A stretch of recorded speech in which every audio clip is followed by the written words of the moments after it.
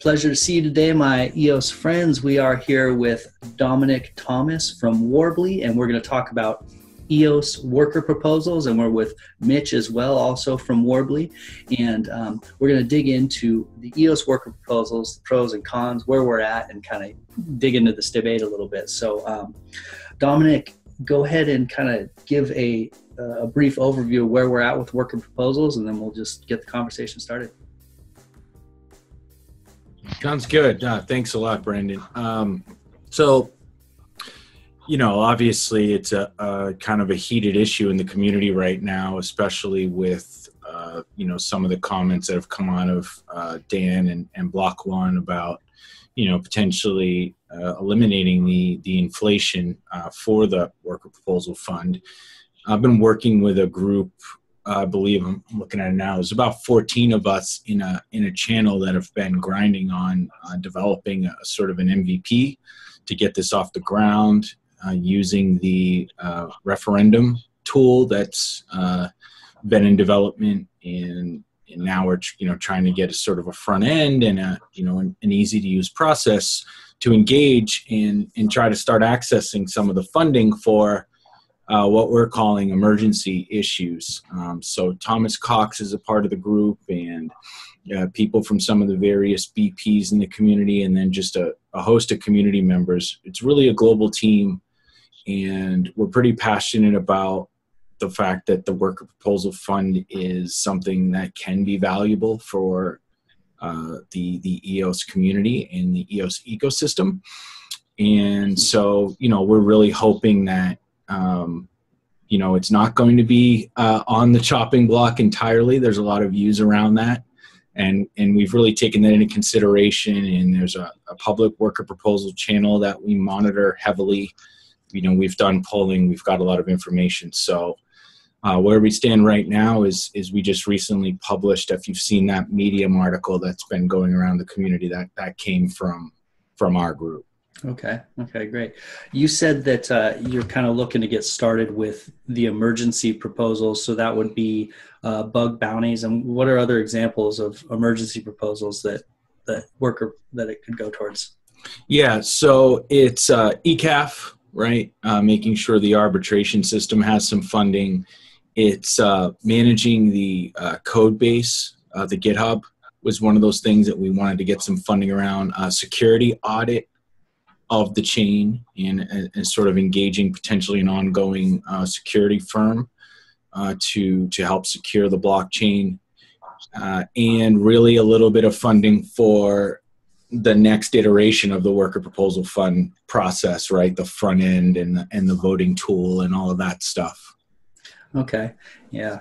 So to kind of give the approach, or what would you say the argument the other side is, or let me present the argument for the other side. I think where the main debate is coming from, in Dan's point of view, Dan just says burn the percentage, burn the 4%, and his view is that there is going to be some attack vectors, essentially some ways for the whales to manipulate the funds, bring them into their own wallets, or kind of, it's another avenue for whales to challenge EOS or channel EOS funds into their wallets through supporting their own worker proposals. So what would be the counter argument to that, or how's that play into what you guys are seeing? I'd say the counter argument to that is it's something we've thought about in our group from the very beginning. It's something that's been fiercely debated in the community. There's a lot of smart people in the EOS community with varied backgrounds. We have people on the team who are well versed in game theory, and, economics and psychology. Even we've looked at this from a lot of angles, and we've built our proposal, so to speak, for the WPS to be very sort of restricted at the beginning, so that it's not entirely wide open for all proposals. It's really the first round is to fund these emergency things and kind of put into place oversight, some of these controls, and then have a budget to continue that debate. And so really the way we're approaching that is, let's not open the floodgates here, right? Let's not make everything available and start accepting random worker proposals, because we're very mindful of the fact that we do have to make sure that this doesn't just become a way for individuals to enrich themselves. You know, that the purpose that I think we can all agree that the WPS was built for was to enrich the community, not individuals. Yeah, absolutely. And on the surface level, you think, yeah, this absolutely makes sense. We want to put this money into projects that are going to enrich the community. And like I was telling you earlier, I have a vested interest in hopes that the worker proposal goes through, because I'm interested in these non-fundable projects. So an example of a non-fundable project, I think, well, someone like N.S. James, I feel like, deserves some sort of worker proposal to continue to fund what he's doing. And that, you know, that's something that will really help the community. So shout out to him. And then just like on a personal issue, I do media for EOS, I do media for Steemit, but it's really hard to monetize those type of things. So for me to do that full time, a worker proposal could come in where I can go out and actually maybe see BPs, see what their actual infrastructure looks like, and do audits, or just do interviews full time. So there's these parts of the community that are smaller that could be really uplifted by worker proposals. So that's an interesting part of it. That being said, where the pushback comes is that, yeah, that makes sense for those smaller things, but these bigger projects, people worry that, okay, whales are going to get these $10 million, $50 million projects that are, like I said, going to be these channels for them to drain money. And then they point to, and this is something we talked about, point to how the block producers, where they're currently standing. There is some small, drains in the block producer community of block producers who are whales that have basically spun up a website. They've spun up a block producer, put up a website, but they're not adding to the community, but they're taking funds out of it. So people point to that and they say, well, if we haven't got the block producers under control, why open the worker proposals? So what are your thoughts on where the block producers are at? How much is really being drained out of the system? How much isn't? How much of that's just hype, and how that relates?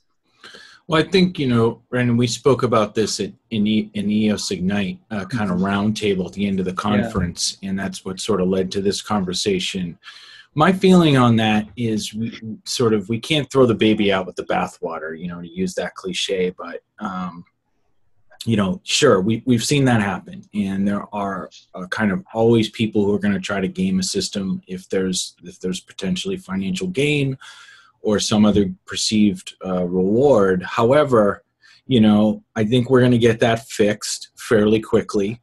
And my comment to that would be that, we launched a chain without the tools to police it, and that maybe was a strategic error. I understand very well, considering that my project is a financially compliant blockchain and all of the issues surrounding securities and whatnot. I know why Block One did a lot of the things the way they did. There's some very good legal reasons for that, because it prevents Block One from getting dragged into court someday as a security potentially. And there are other potential issues there from a legal and compliance perspective. However, I have not run across anything in my conversations that suggested that there couldn't have been some tools already in place and some code built, for example, the referendum tool, possibly a front-end voting tool or some sort of official wallet/voting tool that maybe would have allowed the community to jump on this stuff a little bit quicker. My understanding of the situation really is that our holdup is we don't have a very good way to get rid of these potentially nefarious actors right now, right? Because we don't have all of the other processes in place or properly funded to manage these situations. So again, if the WPS were to potentially, be gamed by a couple of people, what we've done, for example, is made sure that in our version of what we think the worker proposal system should look like, money is not just flooded out, right? You're not just getting money every day like you are as a block producer. We're not going to give big chunks on the front end. We've got tranches in place, and we've got particular attention around very large projects. So, you want to put forth a worker proposal in the future in our system for, $5 million, $10 million or more.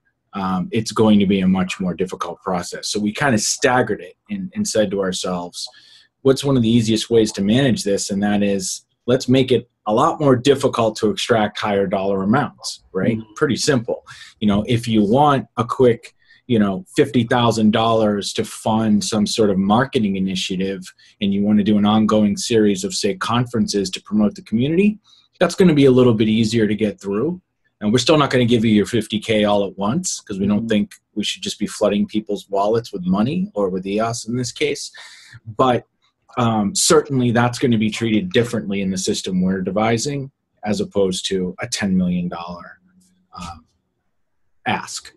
Yeah, that makes sense. And the tranches is obviously a really important part of it, in meeting certain milestones and performing and then being paid for it on that end. So that does make a lot of sense. What's the decision-making process, or what's your guys' thought on that kind of front end there, where who's deciding on what the tranches are? What's that? Is that a committee, or how's that part work? Right. So right now, again, and bear in mind that what we're proposing to start and what we see this evolving into are really kind of different animals. We believe there's some very obvious things that need funding straight away, and that's why at the beginning it's really emergency funding only, and that's it. We're effectively, what we'd like to see get voted in already includes the proposals that we think should be funded immediately, and then ask for money to build the next iteration and get feedback from the community. You wouldn't be able to, for example, just submit as an individual a worker proposal in the first version. It would just be for these emergency items that we know need to be dealt with, and a fair amount of that is the tools to police things, to make sure ECAF has some funding, that sort of deal, and then build the next iteration that would start allowing people to submit individual proposals. How would the people who are overlooking the proposals, or kind of the gatekeepers for the proposals and making those decisions, initially I would think it's the people who step up and take that position. How will those roles change in and out? Are those people elected, or are those people, how's that look? Right. So again, another thing we thought a lot about. So the original group of people that would be part of the committee overseeing things and making some of the early decisions, we've taken nominations from all around the community of well-known, well-respected individuals. They have an absolute shelf life in this first iteration that they're going to need to get either reelected or will be removed, so that there's not, because what we've talked about too is kind of what happens if somebody gets really entrenched, right, and is in a position of decision-making power. Do they over time become kind of susceptible to manipulation, right? Could they be susceptible to bribes, for example, or might there be some, sort of collusion between, hey, okay, if you build a system that has, for example, 5 committee members and we need 3 to vote, let's just get to those 3. It's the old sort of mafia thing, right? Let's get to 3 judges or 3 members of the jury, and, we're all set. We don't have to get to everybody else. So we've thought that through extensively, and again, are trying in the early going to just make it sort of a very restrictive process, so that we all have time to build that next iteration, and slowly but surely begin accessing this funding and seeing the mistakes along the way and having the capability to fix them. Yeah. So the answer is kind of, that's something we need to build into with that in mind, but it's not being overlooked. But yeah, when I think about right now, it makes sense. I know Thomas Cox, I know you, I know the probably most of the other members that are looking at this, and the EOS community is small. We can all vouch for each other. We know who's there and that they have good intentions for the EOS chain. But when you kind of play this out 10 years down the road and it's developed and it's changed and it could be, that could be a position of power that could be really manipulated. And so, but as you're saying, just because in the future this could be a point of failure doesn't mean we shouldn't start trying to solve that solution, because the worker proposals can be really beneficial for us. I mean, it's a great concept. Are you familiar with the Dash worker proposals, or have you dug into those at all and seen how those have worked? We did, and actually we had someone specifically on the team take a hard look at Dash a few months ago. We've also looked at Decred. I would say Decred system is superior to Dash. We have people who are clearly very familiar with BitShares, right? Mm-hmm. BitShares is a similar system. We definitely have taken a hard look around at existing systems, right? Let's learn from what's out there. Let's learn from the mistakes. I know that, for example, early on, Dash, Decred, BitShares, they've all had problems with this. They've had problems with people taking funding. I believe it's a lot of information, so don't hold me to this too hard, but it was either Dash or Decred had a really big problem with funding things and getting nothing. People just weren't following through. They didn't have the right system or set of incentives to make sure that people would do what they actually said they would do. That's a challenge. Now, EOS, though, helps us in a lot of ways by the very nature of the blockchain itself and the way that EOS is built with user accounts and the difficulty of really creating a lot of user accounts, right? It can be done. We know it can be, but it's definitely more expensive than it is, for example, to make 100, Dash addresses, right? Or 100 Bitcoin addresses, or right?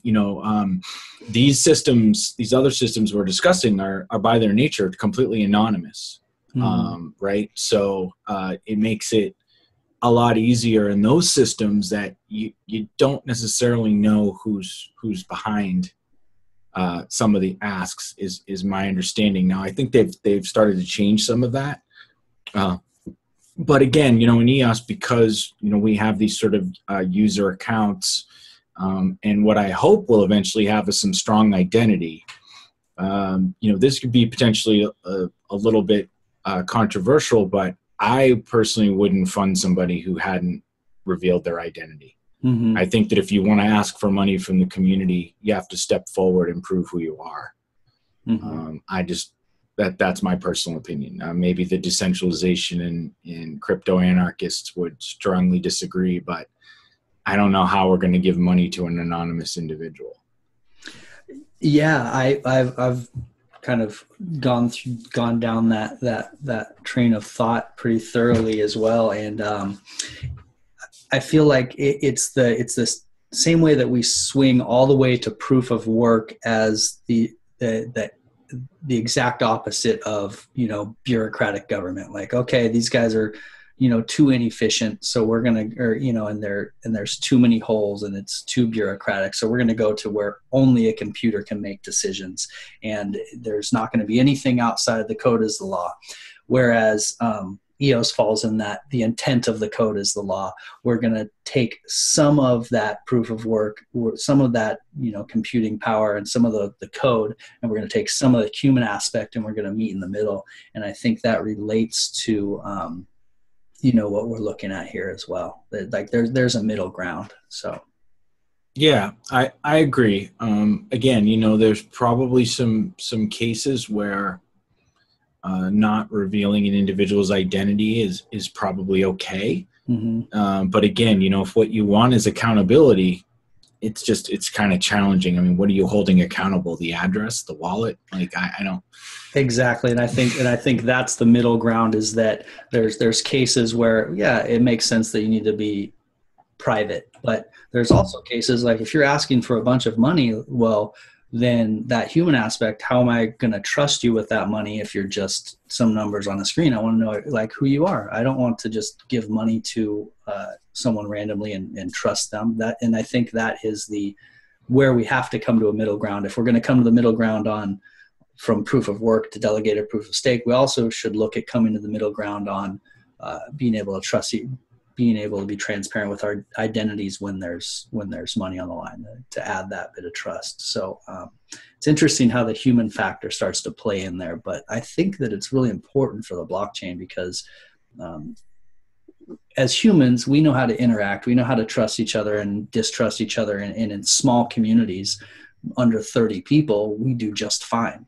Mm-hmm. So it's not that our software is necessarily broken. We don't need to, fix that. We just need to find a way to implement it on a bigger scale. So, I tend to agree with you on if someone's getting money or if there's a reason, they should be showing their identity and who they are, what they're all about. So, it's, again, no one's forcing you to ask for money, right? Mm-hmm. If you want to participate in the community anonymously, you have that option. But what you're doing now is you're saying, this is a commons fund, right? This is what we refer to it internally a lot as. It's a commons fund. We're all effectively, one way or another, contributing to it if you're an EOS token holder, right? Mm-hmm. Because it's inflating your tokens. It's a portion of your value that's being inflated annually and put in, and your hope is that it's creating more value, right? That there's a positive use case. So, if you want to access it, there's a few things that I think are reasonable for us to request. And again, it'll always be a case by case basis. And if someone can make a really good argument, let's say there was an example of like a WikiLeaks scenario that somebody had some incredibly sensitive information, and there was a worker proposal ask that I need sort of 5,000 USD equivalent to gather all the information together and put it in a format so it can be distributed properly to the community or propagated. I want to make sure that I'm going to be able to afford to hire the right people to get it across channels, or maybe I need a little bit of funding to dig into it further before I publish it. I want someone else to look at it, and I don't have it's a random scenario, but basically something along the line where someone could be at personal risk, mm-hmm. especially personal risk to harm. Fine. Put that in the WPS proposal, right? Explain it. And then, maybe that individual will only reveal their identity to this trusted and elected committee, for example, right? Under some type of legal arrangement or something that protects them, So I can see some edge cases, but I don't think it'll be the norm. Yeah, and you don't want to build the system off of the edge cases, because then you can't build anything. So right, yeah, it comes back to what we were talking about at the beginning, right? I mean, if our concern is that we don't absolutely want any portion of the worker proposal fund to be gamed or used improperly, it's irrational thinking. So, people with even great intentions are going to screw up. Right. Mm-hmm. There could be a worker proposal fund that sounds really, really good. They're gonna build a special website or something that's going to service a particular part of the community or for information purposes or something, and the person gets sick. Mm-hmm. or something like that. Who knows? And they don't bring it to completion. Or somebody comes up with an infrastructure project and it just turns out that it fails. It's a sort of, we'll say, cutting edge tech that someone's trying to develop, and they want some funding to do it. And it just turns out that it doesn't work. There's value in mistakes, right? It kind of goes back to the Thomas Edison thing too, right? That famous quote, I know whatever it is, 1,000, or I know 10,000 ways it doesn't work. Yeah. Well, there's value created even in failure sometimes. We learn something, Do you want to spend $5,000 to save $1 million? Mm-hmm. That's that kind of argument, right? So let's not get too crazy here.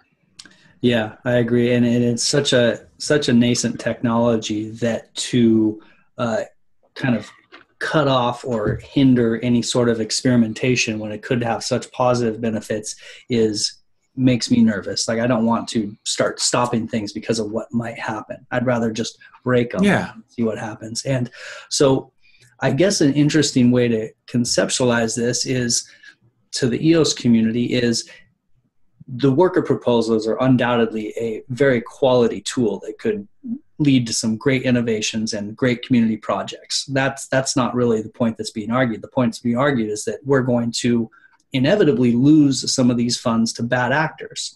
So to the EOS community, how much funds, like, where do we think that is? Are we going to lose, maybe, let's say we're going to lose 10% of the funds to bad actors. Does that mean that we shouldn't have this amazing project of the worker proposals? Because who knows what might come out of it. Let's say we're going to lose 30% to bad actors. Then the conversation starts to change a little bit. Okay, so I guess for the EOS community, people need to kind of decide, yeah, we're going to lose some funds, but like, how much is acceptable and is it worth it for the benefits that we're going to get out of it? When I look at it, I think that we probably overestimate the amount of bad actors that are going to be able to drain off the system, and we probably underestimate some of the benefits that would come from the worker proposals being implemented. Do you have any? What would you think those numbers would look like? Do you have any ideas on that? I think it's almost impossible to make an estimation there. But what I would speak to that I think is at the heart of what you're talking about is fear, right? Fear speaks louder, right? Negative emotion, we know in psychology, has a stronger impact than positive, right? It kind of goes to I had this experience, quick story about when I was like 14, I was working in a snowboard shop, and I was just a salty teenager, and I was selling a snowboard to this mom and her son, and she was just really struggling with it, and I just ran out of patience, and I acted like a jerk, and I ended up getting fired almost on the spot. And the guy who owned the place was great. This was a local place back in New Hampshire where I grew up, and he pulled me aside, and I've never forgotten this, and he said, "Look, Domenic, I'm going to explain to you why you're getting fired. I run a small business here in a small town. What you just did, that woman's most likely going to tell up to 10 people about her experience here. Whereas if she had an amazing experience, she's going to tell somewhere between 1 and 3. It's that idea that unfortunately human beings are hardwired to focus on and remember the negative experiences. And there's a good evolutionary reason for that. It's not going to hurt you that you missed out on the blueberry, but it is if you miss out on the poison berry, right? Yeah. But we have to understand that some of these base instincts sometimes lead to irrational thinking, where we're not talking about life or death here, right? We're talking about funds. It's important. It needs to be heavily considered, but what type of, as you're saying, what type of losses effectively are palatable? And the best answer to that is, again, with the group we're working on, tests. Let's just go slow. We're not advocating for the floodgates, and I don't think anybody is. That is completely unreasonable in an immature new system. We're not going to say everything in the savings account is up for grabs, folks. Come on, WBSs. Flood the system. Let's go. Let's spend the money, right? Let's just test. Let's be cautious. Let's figure out what that looks like. In our ask, I just pulled up the Medium article. Because I was reviewing, there's a bunch of, but we're asking for 1 million of those tokens to be pushed into this account. So at current prices, it's about $5 million. It's a lot of money, but then we go down to say very specifically exactly what we're going to use it for. Support the EOS Core Arbitration Forum, ECAF, for 6 months, EOS Mainnet Code Repository Management, Mainnet Security Testing, and further development of the Worker Proposal Portal. Right, to take us to the next step. Very clear. And then the emergency committee is going to announce a competition for governance to design each category of the worker proposal system to allow for experimentation without risk to the entire system. That's November, December. January, March, we're going to actually do the voting. So, we lay it out. I won't go deep. People can read this article in that's been posted on Medium, but, we have oversight as a category, infrastructure, community, which is, meetups and educational content, development, right? Software development, and then a miscellaneous category. Because one of the things that we've talked about that is a completely rational worker proposal is burn. Mm-hmm. Burn the tokens, right? We've been, Thomas put this group together, so I want to definitely give him all the credit here, but Thomas Cox brought in engaged, diverse members of the community for at least our group.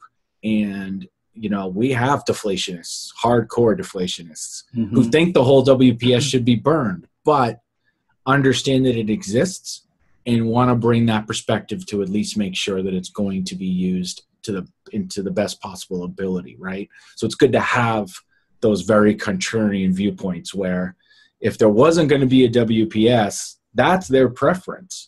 But it's actually good to have those views in there because they're holding us accountable. There's a few members like that all along the way just keep going, what about the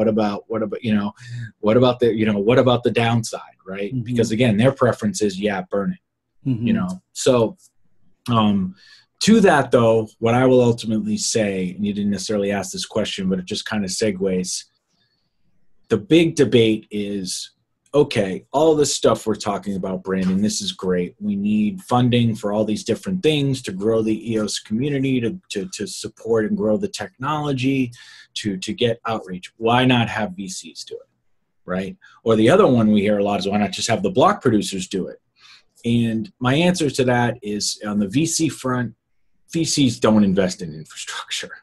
They don't invest in things with secondary or tertiary gains, right? They're not going to put money into some worker proposal to security audit the EOS blockchain, okay? Even though they may be invested in EOS and it's in their financial interest long-term to do so, that's not what VCs do. Yeah, that's not their return. VCs fund for-profit entities, and specifically, VCs rarely fund for-profit entities until they are at a pretty mature stage, meaning scaling. Mm-hmm. I've learned this. I've had a lot of conversations with VCs for my own project. They don't seed fund. They don't help you get started. They're not angels. They're not friends and family. They take projects that have a product, that have some customers, and want to take it to the next level. That's really what I think people need to understand what a VC is, because I'm not sure the average individual hasn't been an entrepreneur. They maybe see VCs as this like pot of money that just helps build value. Well, no, they have a very specific purpose in any business, funding system. They don't do that kind of stuff. So get that off your radar. And then to the block producers, these folks have done a lot to get elected in the first place. They've spent a lot of free time and energy and resources to help launch the chain, to build out tools for the ecosystem. They're all continuing to do so. To that I say, please judge the block producers on what they're supposed to be doing, which is producing blocks, right? Correct, yeah. And benefiting the ecosystem at large. We cannot just lay everything at the feet of the block producers. It's not fair. Yes, some of the folks in the top 5 or top 10 are bringing in some serious money, but remember, they have businesses. They have serious overhead as well. And they are doing many other things for the ecosystem. They are pouring money back into the development of the system, but it was never designed at the BPs because, again, do you really want 21 people, 21 groups, controlling the entire ecosystem? Mm-hmm. I don't think you do. That in and of itself lends itself to some problems. Yeah, well, that's a good point that we don't need to put more on the VC's plate. They have a really important job, and let them stay focused on that is paramount. I mean, that's what they're doing. They're holding the chain together. So we don't want to drop any more on their plate, and VCs, like you said, that doesn't make sense. I think you just said, did you mean block producers? You said, VCs. BPs. Yeah, that's what I meant. Yeah. Block producers. Yeah, you don't want to drop any more on the block producers' plate. So, that makes a lot of sense. And an example for people is I was talking to one of the top block producers, and I was talking with them about the chance of them funding development of a DApp, and they said, well, one of the misunderstandings with block producers is how much money we actually have. Like, they're saying that the top block producers at this point maybe have they said specifically 300 grand in the bank, but with a team of 10 running a full business, that, right. They're not ready to start dipping into 50 grand of that to fund a DApp. It's just not at that stage and it's not something that possibly they'll be doing down the road, because there's not as much money to run an actual business and keep the blockchain together as people think. So block producers, keep in mind, are running an actual business, do need to run it, efficiently. And so we don't want to throw more on their plate, and we don't want to expect too much of their funds coming back into like acting as if they are angel investors, we'll say. So. Well, right. Understand a few things too. If these are the core people securing and providing the network resources, they need to keep money in the bank for scaling. Mm-hmm. This, hopefully, we all hope, is going to happen fast once we get moving, right? They're going to be scaling up. I mean, I remember Dan's comments that I'd seen several months ago. He expects a block producer to be effectively data center size. Yeah. At some point, right? These folks are going to be running multi-million-dollar systems to support this. So they've got to plan for that. Mm-hmm. Two, what a lot of people don't realize about a business is you want these businesses to be as financially solvent as possible, which means having substantial savings for events or oh shit events, right? Like stuff happens. They need to be properly funded so that we're not having a top BP just go down. Granted, yes, I know we have backups and X, Y, and Z, but there's a certain level of expertise. I want to hope that we may not entirely be there now, but that in the future, our top BPs are top BPs for a reason, because they're the best in the world, literally, at what they do. We want them funded. We want them secured. We want them to have fiscal responsibility. I mean, I could go on about what I think makes a great block producer, and that's not our conversation, but I don't think the community at times understands all of the variables. It's not just about how much they can do for the community or how great their Telegram is or how popular they are. There's a lot of business parameters, business aspects that we should be looking at that might not be so obvious. And then to your other point about funding dApps, is that even if they had the funding, there's a lot of politics here. How do people, I've seen a lot of people in the community that aren't necessarily comfortable with block producers owning potentially percentages of lots of these dApps. Mm-hmm. And are they supposed to do it for free? Mm-hmm. That's rough. They're just going to give the money and not take any tokens or any ownership stake. But how are you going to feel if one of the top block producers ends up owning, 10% of, 100 dApps on the chain, right? It's a very tricky situation. It's not as simple as it can sound in a Telegram screaming match. Yeah, absolutely. And to to kind of, so I think that's the main point there is the block producers. We're not going to put the worker proposal. We're not going to drop it on them. VCs, it doesn't make sense. So back to kind of the main argument here is, okay, do we need the worker proposal? What's it going to do? And one of the topics is the amount of funds that's built up right now. Do you know what like the dollar value of that is at this point? And what's your thought on this bulk of funds? Let me bring it up. I'm not sure if they just recently put it in the group or not. I haven't directly monitored the account. I can say that my role in the WPS has been to talk through, because my background's primarily in business and I have an MBA. I'm kind of part of the group to provide that sort of business consultant perspective and work on budgeting and oversight is kind of my experience. So I've really focused on there. I don't have that exact number right now. Is it over 100 million? No. My understanding, really we can somewhat approximate it, right? If it's 4% of a billion coins, that would be 40 million, right? Okay. Annually. Mm-hmm. And the blockchain's been running since June. So we're about 2 months in, give or take. So I believe 40 million divided by 12, it's probably around 5 or 6 million. Okay. Yeah, that's right not outrageous. EOS, right? Mm-hmm. 5 or 6 million EOS. So then I don't know where we are today with price. We're around $4 or $5. Yeah. So I think it's around I believe it's somewhere between 15 and 25 million. Mm-hmm. I would assume. So with that, let's just use 20 million, which is an estimation. Now, are you an advocate of that being held and then distributed, really, really rationed? Or are you an advocate of that being burned and then starting from the percentage again? I was trying to ask a question in the group to see if someone would answer that for us live. I'm an advocate for just relaxing, letting what's in there sit there for the time being, because again, I don't think we can make this decision lightly. Mm-hmm. Let's make sure there's a good conversation. Let's make sure, for example, we actually have a process to make the decision, which still doesn't really exist currently.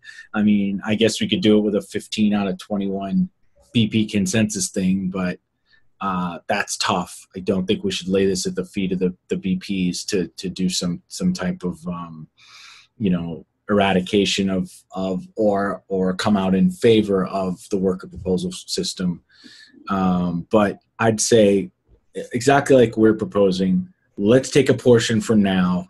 Let's get moving. We know there's things that, we've talked and gone across. And I mean, all of the communities in all various countries, the Chinese and Korean communities, Japanese, South America, Europe, US, people want certain things funded. I think we all know we need ECAF funded. If we're going to keep arbitration in, let's make sure it's done right. I think we all know we want security, right? We want to know the blockchain's secure, that we're not going to get hacked. And I think that we know that if, again, the community wants to continue with some version of a worker proposal system, that we need some funding to pay some people to do that and actually build it. I've been a strong advocate for, I love the fact that blockchain, people donate and give a lot of their time and energy and resources to it.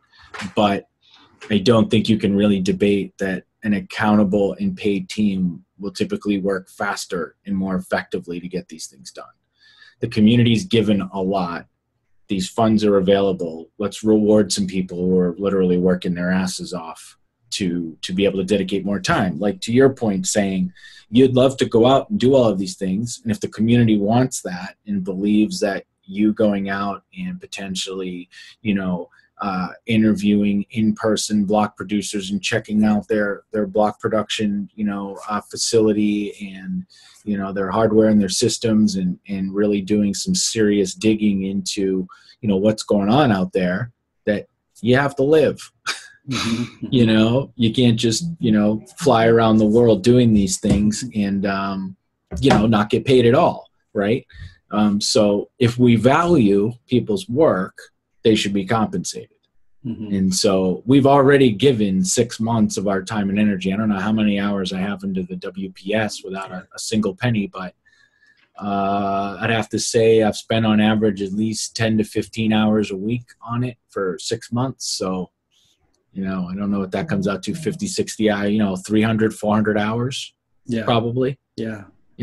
And I am a paid consultant and, that would normally be somewhere around $150 an hour. Yeah. So, again, if you want high caliber people too, and I'm not saying I necessarily am, I volunteered. That's great. Mm-hmm. No one owes me any money. But if you wanted someone like myself or better to be building the system for you, I think you need to pay them something to do it. Yeah. And I think that's right on. I mean, that's where we're at, is that if we want continued support from the entire community, eventually people are going to want some compensation for it. And if you want the best people, they're definitely going to want some compensation for it. So, they're finding out a way to implement the worker proposal is that's why it's important to me.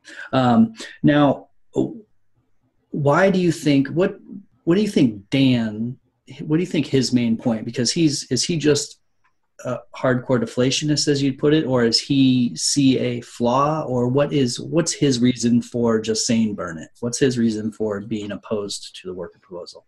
Well, as you can imagine, I can only guess at it. I haven't had direct conversations with Dan on this topic. I've interacted with Dan in various channels, and and had some conversations with him about various things in relation to EOS. But, you know, I can't know Dan's mind, of course. My feeling is that I'd say it sounds like he's just a little frustrated. Mm-hmm. And I think he's a little bit concerned just that, again, with what we've seen with some of these block producers who have whales have sort of voted themselves into these positions and are not really truly contributing as high level block producers, but are getting paid.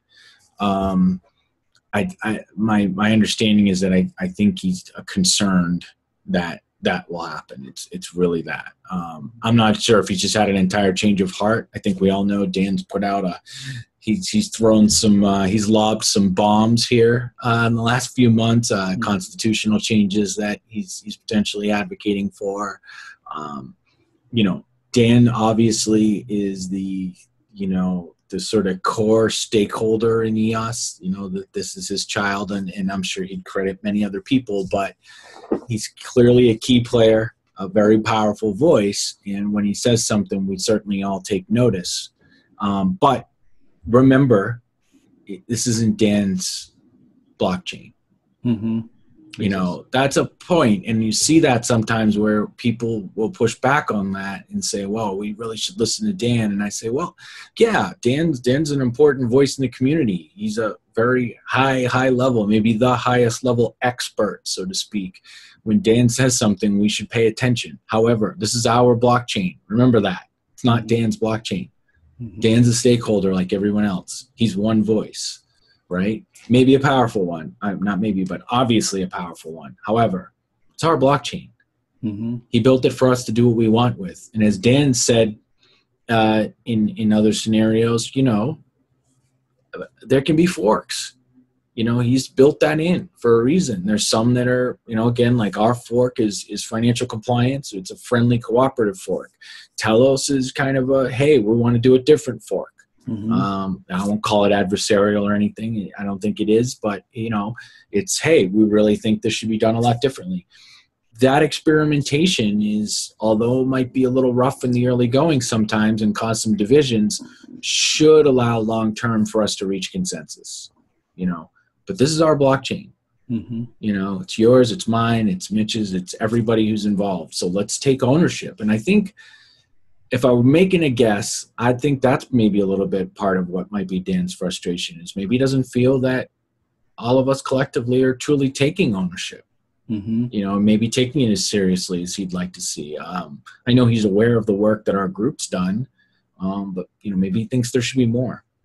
I'd like to hear it. I know Dan's a busy guy, but I'd like to, I've said to many members in the community, I think we need an interview. Yeah. I think absolutely. We need some of the community to really just nail him down and ask some serious questions about a lot of the things that have been put forth. If he's willing to do that, I'd like to see it. I did just get something from the Telegram in the account that's accumulating the equivalent. It's 6.8 million EOS. Okay, so that's 35. Yeah. Where are we right now? We can get an up to date price here real quick, but yeah, so yeah, 4.0, we're up to $5. Yay, we're up today. So yeah, somewhere around almost 35 million. So we're at 5.22. I'll do that real quick. 5.22 times 6.8.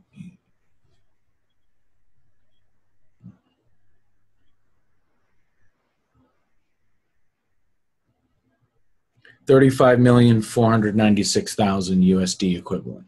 All right. So yeah, it's a substantial amount of money. And I would encourage everybody, I put it in the chat. I don't think that'll show up on your video, Brandon, but maybe if you didn't mind giving a shout out to our article just for discussion purposes. It's very comprehensive, the Medium article. It's been all around Twitter. Absolutely. I do see that in our chat, and I will post the link to the Medium article at the bottom of the video so people can check it out. Absolutely. I just encourage everybody to look at it. It's very comprehensive. It's detailed. It's to the point of what we're putting forth, what our energy and collective discussions have led to, what we think are the right next steps. But again, we are not the authority. We're just a group of EOS citizens who have taken some ownership and, tried to figure this out. Yeah. Well, just to do a general kind of recap here, it seems like the main points are, how are the funds going to be managed? How much leakage is there going to be? Who is going to be in charge of, who's going to be the gatekeepers for this long term, and weighed against what we may get out of it. And so those are the things for people to consider. This is I think given a pretty deep perspective, of both sides. And for me, just from a high level view, I like the idea of continue to experiment and not being necessarily fear driven. That fear of loss is so much greater than how much happiness we get from a little bit of, or the gains that could be greater. So that's my perspective.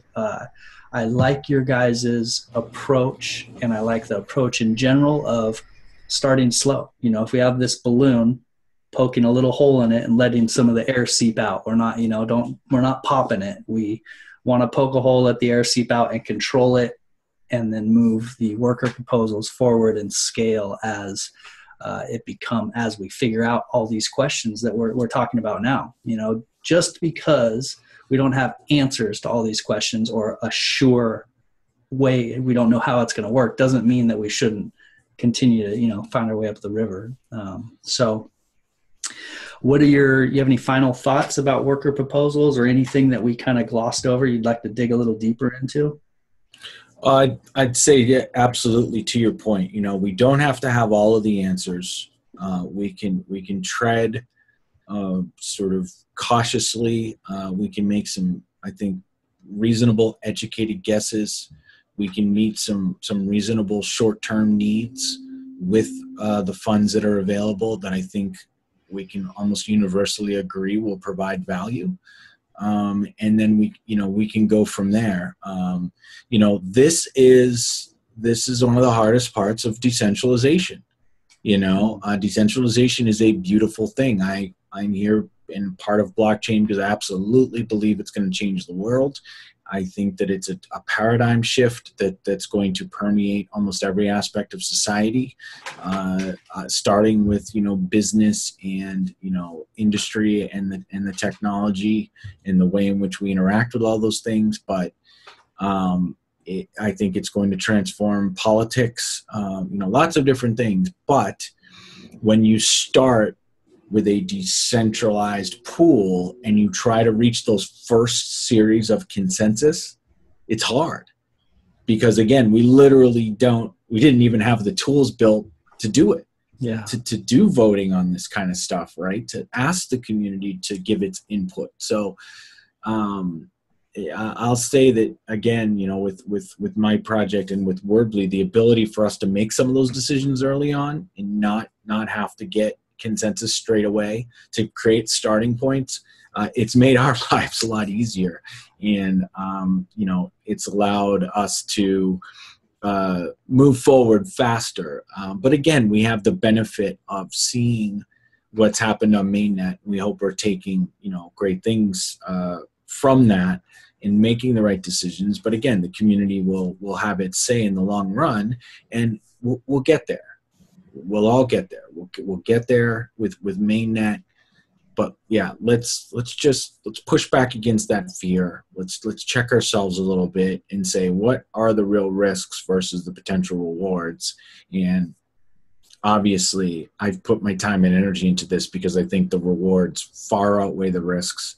It's something that excited me about EOS from the beginning, this way in which we can self-fund very important things that may really struggle to get outside funding, or put people under, too much sort of financial stress to build themselves, right? That we can't expect an army of people to work for free. And it's certainly something that is a big part of our project. We have the Worbli Network Fund. We're definitely doing a WPS version for very similar purposes for our chain. So I'm a huge advocate. Hang in there. Check out at least our Medium article. And if you think you can do it better, do it, right? Get it out there, right? We have a community. It's such a beautiful thing in blockchain that we can have a voice. We have Telegram. Get it out there. Tell us what you think. Tell us how we could do it better. Put forth your proposal, of how you think we should do this. But let's not throw it out. I think that's a bad idea. Absolutely. Well, where is the best place for people to find you in the socials? Yeah, so, I'm definitely part of we have a ESIO WPS Worker Proposal System Telegram channel. So I encourage you guys to check that out. Maybe I can just get the address here for you. It's EOSIO _WPS. That's a great place if you just want to engage and be a part of the discussion. I'm not aware of other WPS channels. There might be. But just to give you an idea of the voices, there's only 512 members in there. EOS Gov is another great place. I definitely check those channels. And then if anybody's interested, I'll happily put forth my email address. It's just Domenic, DOMENIC, @worbli.io. People say I'm dangerous because I put my email out there, but I'm fine with it. Feel free to contact me or find me on Telegram at uppercase D Domenic, so DOMENIC uppercase T. Reach out. I'm always happy to have a discussion. All right, great. And I'll put your contact information in the chat notes. And just to re-hit on it, Domenic, you are the CEO of Worbli.io, which is a really interesting project we can get into another time, but I'd encourage people to go look into it. I've looked into it. It's fascinating. So check that out. It's cool. Thank you. Yeah, absolutely. And we're going to wrap it up here, my EOS friends. And you know what? If you haven't voted yet for your EOS block producers, you don't know who to vote for, there's proxies out there. I'm vote. Vote. Proxy. So HappyMoneyMan proxy, or there's a lot of great proxies out there. Or just go vote yourself and do some research, whatever it is. But like to your point, we are in a whole new world, so step up and be a part of it. And also take a second to appreciate the time and the place we're in. This is amazing. We're on the absolute bleeding edge of some really interesting stuff. These discussions we're having, these solutions that we're coming up with. I mean, it's a beautiful time in history. So appreciate the journey along the way as well. And cheers to everyone in the EOS community. And that's a wrap. All right. Thanks. Cool. Thanks, Brandon. Absolutely. Money is not the prime asset in life. Time is, and your time is just